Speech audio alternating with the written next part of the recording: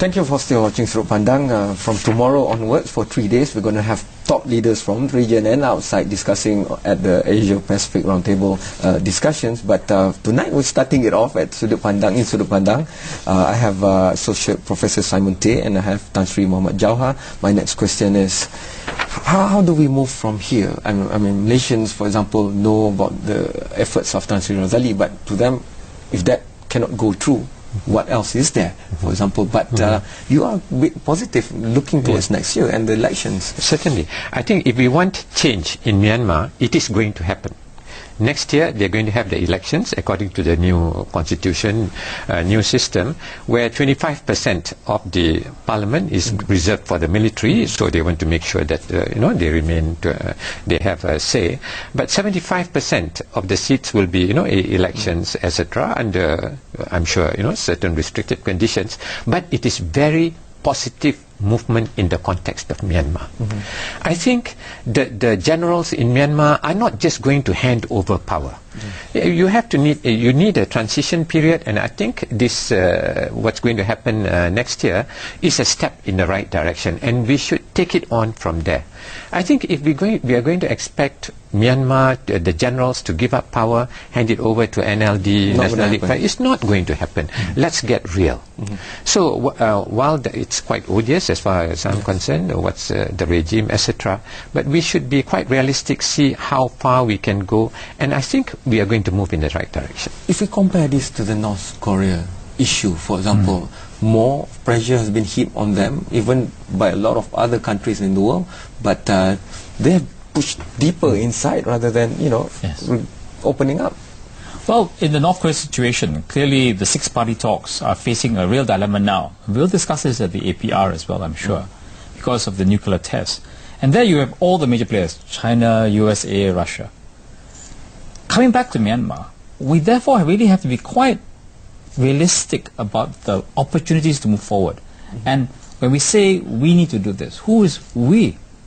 Too many times, I think, people have expected ASEAN and only ASEAN to do this, because they are members of ASEAN. Now, I am not saying that ASEAN must just sit back.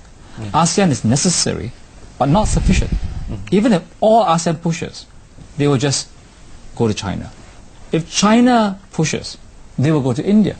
These people have resources, they have oil and gas, they have strategic importance. They are not stupid. They will play us off against each other. So in some ways, looking forward to next year, I think there must be a concerted approach. Not everyone needs to do or say the same thing. And in this equation, I hope the US also must come on board in some way. You said that you've been in New York for the past year, for example, based this there. Year, yes. So I read that there's this wind of change saying that they agree that they concurred that their strategies on Myanmar has not been effective. And do you have an idea, maybe they have discussed there, of the new direction going forward in dealing with Myanmar? Well, part of the challenge will be, clearly the old policy, remember what President Bush did? He came to Thailand and basically yelled across the border, and his wife also started appearing at various Security Council meetings, etc. In the National Security Council, to talk about Myanmar. That kind of moralizing from a distance makes you happy, maybe, but it doesn't really change anything. Now, what is the shape of the new policy? Typically in Washington, D.C., this policy is not going to be written in a room by 2 or 3 people just logically thinking. There is a dynamic. So one of the problems right now is that dynamic now includes this recent case. The spotlight put on Myanmar by this court case over this so-called infringement of the law will make it very hard for America to shift its position. Can ASEAN influence Obama's thinking on this? I think in that sense, if ASEAN knows what to do, I think ASEAN could. But we must also ask ourselves quite realistically, is ASEAN of one mind? Indonesia has really, pushed ahead of its democracy. Malaysia has a very strong record of trying with Myanmar. But we have not really talked about what Vietnam feels, or Laos, and they may be more conservative in its view of what others must do to its neighbors. Tan Sri, do you think that we need to improve unity of ASEAN members itself in regards to Myanmar? I think ASEAN, as I said earlier, has gone as far as it can, even despite the differences.